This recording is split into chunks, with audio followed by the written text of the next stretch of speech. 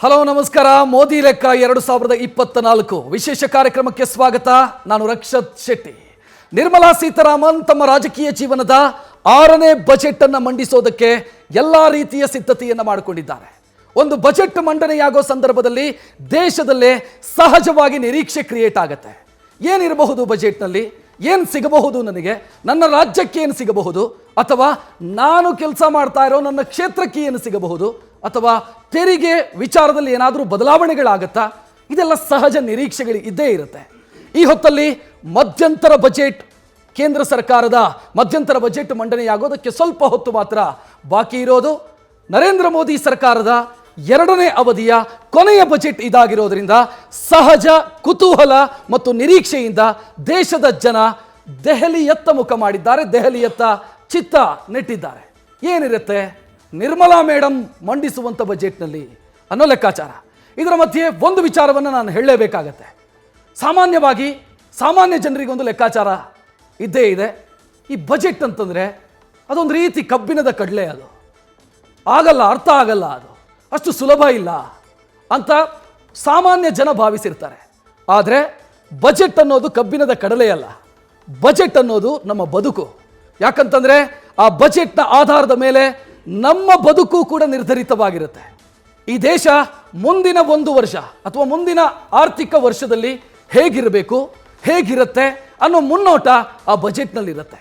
ಆ ಕಾರಣಕ್ಕಾಗಿ ಬಹಳ ಪ್ರಮುಖವಾದಂಥ ವಿಚಾರ ದೇಶದ ವಿಚಾರಕ್ಕೆ ಬಂದರೆ, ಸೊ ಈ ಬಜೆಟ್ನ ವಿಚಾರಗಳನ್ನು ಅತ್ಯಂತ ಸರಳವಾಗಿ, ಅತ್ಯಂತ ಸಿಂಪಲ್ ಆಗಿ ನಿಮಗೆ ಅರ್ಥ ಮಾಡಿಸುವಂಥ ಕೆಲಸವನ್ನು ನಾವು ಮಾಡ್ತೀವಿ. ನಮ್ಮ ಜೊತೆಗೆ ತಜ್ಞರು, ವಿಶ್ಲೇಷಕರು, ಆರ್ಥಿಕ ಕ್ಷೇತ್ರದ ಗಣ್ಯರು ಎಲ್ಲರೂ ಕೂಡ ಜಾಯ್ನ್ ಆಗ್ತಾರೆ. ಏನೇನು ನಿರೀಕ್ಷೆಗಳಿದ್ದಾವೆ, ಏನಾಗಬೇಕು ಅಂತ ಅವರು ಬಯಸ್ತಾ ಇದ್ದಾರೆ, ಏನಾಗಬಹುದು ಮತ್ತು ಯಾವುದು ಆದರೆ ಒಳ್ಳೆಯದು, ಇದೆಲ್ಲದರ ಬಗ್ಗೆ ನಾವು ಮಾತನಾಡ್ತಾ ಹೋಗೋಣ. ಆದರೆ ಅದಕ್ಕಿಂತ ಮೊದಲು ಈ ಕ್ಷಣದ ಹೆಡ್ಲೈನ್ಸ್. ಇವತ್ತು ಕೇಂದ್ರ ಸರ್ಕಾರದಿಂದ ಮಧ್ಯಂತರ ಬಜೆಟ್ ಮಂಡನೆ. 2024 ಲೋಕಸಭಾ ಎಲೆಕ್ಷನ್ಗೂ ಮುನ್ನ ಬಜೆಟ್ನ ಮೇಲೆ ಹಲವು ನಿರೀಕ್ಷೆ. ಮೋದಿ, ನಿರ್ಮಲಾ ಸೀತಾರಾಮನ್ ಲೆಕ್ಕಾಚಾರದಲ್ಲಿ ಏನೇನೆಲ್ಲ ಇದೆ?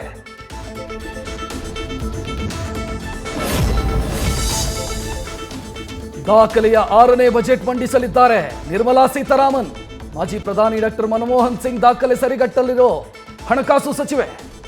ಜನಸಾಮಾನ್ಯರಿಗೆ ಹೊಸದೇನು ಕೊಡ್ತಾರೆ ಅನ್ನೋ ಕುತೂಹಲ.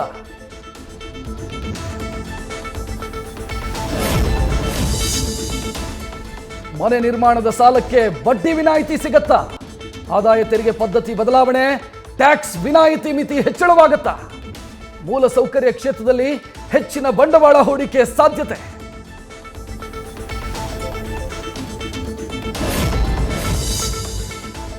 ಭದ್ರಾ ಮೇಲ್ದಂಡೆ ಯೋಜನೆಗೆ 5,300 ಕೋಟಿ ಹಣ ಬಿಡುಗಡೆ. ರೈತರಿಗೆ ಬೆಳೆ ನಷ್ಟದ ವಿಮೆ ಹಣ. ಬೆಂಗಳೂರು ಮೆಟ್ರೋ ಸಬ್ಬರ್ಬನ್ ರೈಲು ಯೋಜನೆಗೆ ಹೆಚ್ಚಿನ ಹಣ. ಕೇಂದ್ರದ ಬಜೆಟ್ ಮೇಲೆ ರಾಜ್ಯಕ್ಕೂ ಇದೆ ಹಲವು ನಿರೀಕ್ಷೆ.